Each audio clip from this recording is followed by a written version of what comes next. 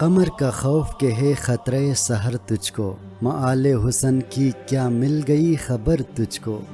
اے ستارہ، تجھے چاند کی روشنی اور صبح کی آمد کا خوف رہتا ہے، کیونکہ چاند کی روشنی اور صبح کی آمد کے ساتھ تیری روشنی ختم ہو جائے گی، تیرا حسن زوال پذیر ہو جائے گا۔ اس سے تجھے حسن کے انجام کی خبر مل گئی ہوگی کہ حسن کا اختتام لازم ہے۔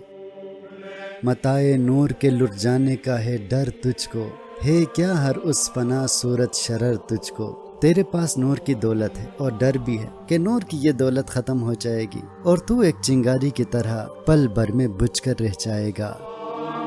زمین سے دور دیا آسمان نے گھر تجھ کو، مثال ماہ اڑھائی قبائے زر تجھ کو۔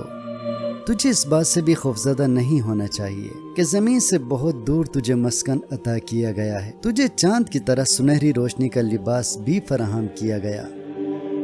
غضب ہے پھر تیری ننھی سی جان ڈرتی ہے، تمام رات تیری کانپتے گزر جاتی ہے۔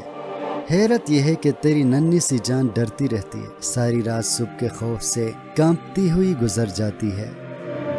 چمکنے والے مسافر عجب یہ بستی ہے، جو اوج ایک کا ہے دوسرے کی پستی ہے۔ اے چمکنے والے ستارے، یہ دنیا بہت عجیب ہے، یہاں پر ایک چیز کا عروج دوسری چیز کا زوال بن جاتا ہے، جیسا کہ سورج کے عروج کے ساتھ تیرا زوال شروع ہو جاتا ہے۔ اجل ہے لاکھوں ستاروں کی ایک ولادت مہر، فنا کی نیند میں زندگی کی مستی ہے۔ سورج کی پیدائش لاکھوں ستاروں کے لیے موت کا پیغام ہے، لاکھوں ستارے مریں تو سورج زندہ ہوتا ہے، یوں جسے ہم فنا سمجھتے ہیں وہ زندگی کا دوسرا رخ ہے۔ وداع غنچہ میں ہے راز افرینش گل، عدم عدم ہے کہ آئینہ دار ہستی ہے۔ جب کلی اپنی زندگی کھو بیٹھتا ہے تب پھول کی پیدائش ہوتی ہے، غنچے کی موت پھول کی زندگی ہے۔ یہ اس بات کا ثبوت ہے کہ موت موت نہیں بلکہ زندگی کے اظہار کا نام ہے۔